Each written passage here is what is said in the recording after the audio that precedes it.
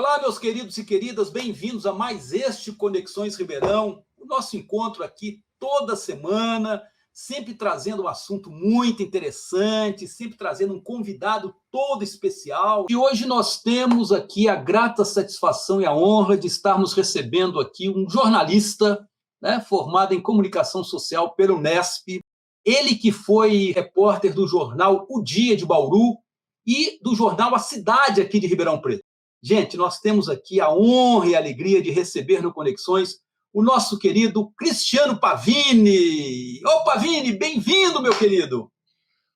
Olá, professor. Olá a todos e todas que nos ouvem. Logo de cara, peço desculpas pelo cenário. Meu filho recém-nascido está dormindo. Seria um crime acordá-lo. Então, fugi do escritório e vim aqui para a área de lazer para participar desse gostoso bate-papo. Ô, Cris, mas é muito bom também tê-lo aqui, meu querido, né? E olha, a gente vai conversar aqui uns assuntos interessantes, né? Que eu acho que está nesse campo nosso aí de comunicação, de informação. Pavini, você é um entusiasta pela notícia com base em dados estatísticos, inclusive, informação muito bem tirada aí da pesquisa, né? Eu acho que antes de você ser um jornalista, você é um pesquisador, né? Vamos falar um pouquinho do Farolete. Ô, Pavini, como é que teve essa ideia tão brilhante de ter um jornal eletrônico e que está tendo uma repercussão enorme em Ribeirão Preto? Eu acompanho já há muito tempo, né? Como é que foi essa ideia? Quer dizer, você encontrou um nicho, você encontrou uma área que não tinha ninguém? Como é que foi isso? Bom, inicialmente agradeço pelos elogios, professor. Eu sou um entusiasta tremendo do jornalismo.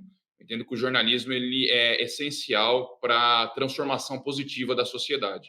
Como o professor disse, trabalhei em Bauru e trabalhei no jornal A Cidade de Ribeirão Preto, 2 jornais impressos. Eu deixei o jornalismo impresso em 2019, fui para o terceiro setor e, ato contínuo, veio a abstinência da reportagem. Então, no momento que eu saio do jornal A Cidade, vou para o terceiro setor, me dedico a políticas públicas, mas senti vontade de voltar para o jornalismo. Então, fundei o Farolete. O slogan do site é jornalismo que ilumina o senso crítico. Então, eu utilizo principalmente de bases de dados oficiais e, a partir desses dados, eu extraio evidências e análises que ajudam a transformar a visão do leitor. Então, lá eu trato desde desigualdade social, racismo, preconceito de gênero, enfim, sempre a partir de bases de dados públicas e oficiais. Grandes bases de dados é o que se convém chamar hoje de jornalismo de dados. Pavini, mas olha, eu acompanho, né, diuturnamente aí o Farolete, né? Sou aí um leitor assíduo, exatamente porque a gente pode ter essa confiança na notícia a partir de dados, de pesquisa, de informações muito balizadas. E só recordando aqui, né, para quem não conhece ainda o Farolete, algumas manchetes que eu vi aí nos últimos tempos. Saiba como seu veículo corre perigo nas ruas de Ribeirão Preto. Ou então, olha, luz na bomba, Farolete monitora aí os preços da gasolina em Ribeirão Preto. Gestão Nogueira ignora a legislação e troca audiência pública por live no Facebook. Olha, isso é sério, uma questão política séria. Prefeitura de Ribeirão tem gastos milionários com pesquisas de opinião. Essas manchetes, e aliás o próprio conteúdo, faz você ter amigos e inimigos ou não? Como é que é essa história? Bom, acho que todo bom jornalista tem mais inimigos do que amigos, né? Porque eu sou dessa premissa de que o jornalismo tem que incomodar. Não incômodo, pelo sensacionalismo, aqueles que tem alguns que incorporam até uma veia teatral de ser um paladino da justiça, enfim, de querer causar incômodo, querer ter inimigos para até fazer valer uma imagem pessoal. Eu não sou dessa linha, mas eu sou de que o jornalismo tem que, de fato, incomodar. E, nesse sentido, o Farolete, ele, a partir da base de dados oficiais e investigações, ele traz reportagens cujo princípio é abordar algo que a mídia convencional às vezes não trata. A primeira reportagem que eu publiquei foi sobre o racismo estrutural nas escolas de Ribeirão Preto. Então, como que eu fiz isso? Eu peguei os dados de todos os alunos do Brasil, extrair apenas os de Ribeirão Preto, são dados anônimos, mas que trazem informações como sexo, raça, escola em que estudam, turma, enfim. Peguei 93 mil alunos de Ribeirão Preto, ensino fundamental e médio, e dividi por escolas e turmas de acordo com a raça. O que eu verifiquei? Tem escolas em Ribeirão Preto, da rede particular, em que não tem sequer um aluno negro matriculado, em toda a escola. Turmas, isso é muito mais recorrente, em que não há negros. A preponderância de negros em escolas públicas é muito maior do que nas escolas particulares. Então, é um racismo estrutural que geralmente não se debate convencionalmente nos veículos de comunicação. É uma liberdade que eu posso tomar no farolete. Isso por um lado. E também tem as investigações, como o professor citou, as reportagens sobre os gastos de publicidade e propaganda da Prefeitura de Ribeirão Preto. Isso resultou até no inquérito do Ministério Público que está investigando a situação. Então, tem as duas frentes, né? Os dados, a partir que geram essas reportagens de impacto de políticas públicas, e também a investigação. Aí eu vou para a linha do jornalismo tradicional. Ficar analisando papel, documento, entrevista um, faz o off com o outro, enfim. Essa segunda linha é a que me causa mais inimigos. Mas, como eu disse, o jornalismo, de fato, é para incomodar e pauto sempre pela ética, como eu disse. Não faço para gerar inimizades ou não faço para gerar incômodo. Incômodo é uma decorrência do bom jornalismo quando praticado. Aí, com base justamente na investigação, né, nos dados e nas estatísticas, né, eu acho que isso vai muito de encontro, eu acho que bate muito de frente com aquela comunicação ou com aquele jornalismo que simplesmente é uma opinião, né, uma opinião com base, sei lá, em quê.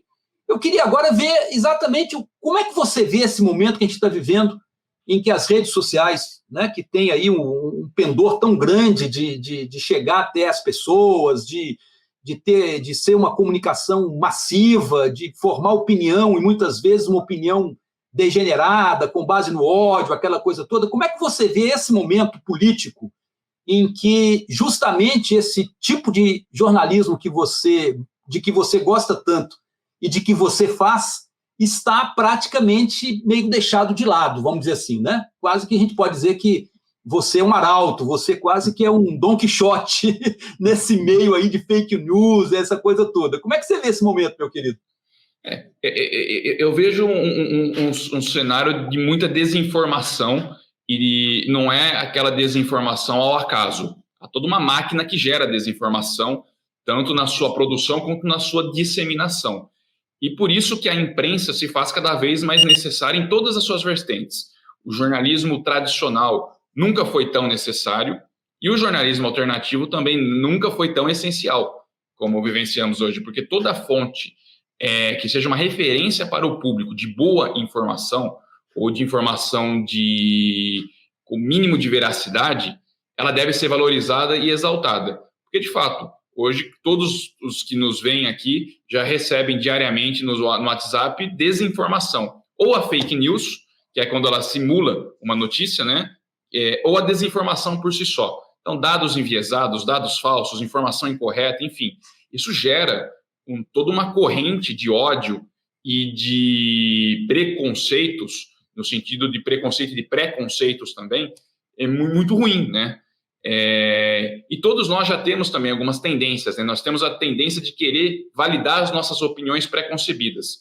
Quando vem uma informação, mesmo sendo falsa, que reforça essa nossa tendência, você tende a acreditar nela. Por exemplo, quando o cidadão não gosta do político A e recebe um conteúdo desinformativo ou falso sobre ele, às vezes mesmo ele percebendo que aquilo não é real, ele compartilha justamente para saciar sua aversão a esse determinado político. Então, todo o jornalismo é essencial para combater esse tipo de corrente que a gente vê hoje. E tem aquele tradicional ditado: contra fatos não há argumentos. É isso que eu busco trazer no Farolete, fatos a partir de dados oficiais. Porque o dado você pode até criticar se ele foi bem produzido, se ele foi bem depois relatoriado, mas é um dado oficial. Ninguém pode criticar, não, mas nas escolas não há desigualdade racial. Você pode verificar isso tanto nos dados quanto presencialmente. Vá numa escola particular que vai ser fácil verificar como esse nível de racismo estrutural está exposto. Então, respondendo à sua pergunta, nunca foi tão essencial. Me alegro de estar com o jornalismo independente, espero que ele tenha frutos. Assim como o jornalismo tradicional, também espero que se fortaleça. Ô, Pavini, conta pra gente então, meu querido, para encerrar a nossa conversa aqui, algum caos, alguma história interessante, alguma dificuldade, alguma barreira, talvez. Imagino que você deve enfrentar algumas barreiras também para ter acesso a esses dados, a essas informações. Conta pra gente um caos para ilustrar essa necessidade mesmo de um jornalismo independente, investigativo, como você faz no Farolete. Bom, para quem nos acompanha ter uma ideia de quão grandes são essas bases de dados, em alguns momentos o Excel trava, porque são bases que têm mais de 1 milhão de linhas de Excel. Então, eu preciso até recorrer à linguagem de banco de dados, enfim. Em alguns casos, eu tenho que deixar o computador parado por 3, 4 horas para ir rodando o comando até eu voltar e conseguir ter aqueles dados extraídos. Então, você vê, isso muda um pouco o caráter do jornalista tradicional, né? Que é o repórter com um bloquinho de anotações, entrevistando e anotando. Hoje a gente tem já essas técnicas de entrevistar os dados, né? Então, um dos casos é esse. Então, imagine um jornalista tendo muito mais esse perfil até de um analista de sistemas de informação do que o tradicional. Outro caso, o professor citou a reportagem da publicidade e propaganda, né? Foram 3 reportagens. Para produzi-las, eu tive que ir 5 dias na prefeitura e eu analisei mais de 10 mil folhas de documentação que estavam armazenadas em caixas, em apostilas. Eu fui tirando uma a uma, pegando, analisando. Foram 5 dias na prefeitura para poder analisar a informação. Aí sim foi uma apuração tradicional, né? Analógica. Então fui fisicamente lá, analisando um a um e anotando no meu bloquinho. Em paralelo, também tem essa apuração virtual, digamos assim, que eu tenho que rodar alguns comandos no computador. Então, acho que não foram causos engraçados. Ninguém que nos acompanha vai ter se deliciado com eles, mas é um ilustrativo de como está hoje essa dualidade da profissão, né? O analógico e o digital no jornalismo. Jornalismo, como você faz, meu querido, é também uma tarefa do próprio historiador, né? Eu que milito nessa história. Você nunca teve vontade de fazer história, ou você ainda tem vontade de fazer história? Porque eu acho que está muito, assim, paralelo aí essa nossa conversa, né? Confesso que no ensino médio já pensei em... Eu estava entre história, direito e jornalismo. Acabei indo para o jornalismo.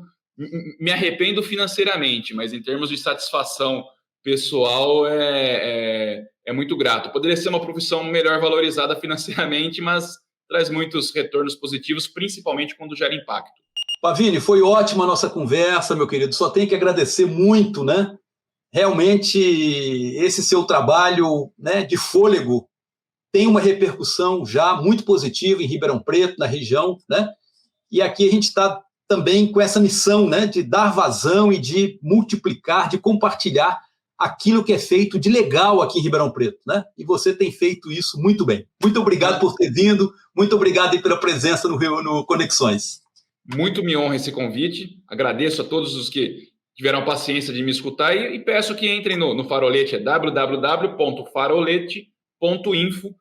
Lá tem os veículos, os canais de comunicação também. Caso queiram entrar em contato comigo, fiquem à vontade, vai ser um prazer sanar outras dúvidas por lá. Ô, Cristiano, manda um abraço também lá para Daniela Penha, né? Já esteve aqui conosco no Conexões também, falando aí do trabalho dela. Manda um abração também lá para o seu filhinho, Caetano, tá bom? Não, como eu falei, ambos estão aqui no andar de baixo, ele dormindo e ela fazendo o mínimo de barulho possível também para acordá-los. A Dani também teve a honra de participar do seu programa, contando esse projeto História do Dia, em que ela traz literatura para histórias de vida. Ô, gente, vamos terminando aqui o nosso Conexões, né? E agradecendo muito aí quem nos acompanhou, quem, né, fez essa trilha junto com a gente aqui nesse jornalismo investigativo, independente aqui do Farolete, né? Do nosso querido Cristiano Pavini, né? Convoco a todos aí para ficar atento, vai lá no nosso YouTube, faça sua inscriçãozinha lá, né? Acompanhe também aí essas nossas entrevistas aí pelo nosso blog, lá você encontra essa entrevista com o Cristiano, mas encontra as outras anteriores também, né? É só ir lá, www.professorlages.com.br, né? Agradeço mais uma vez, um grande abraço, até a próxima. Um beijão para todos e todas.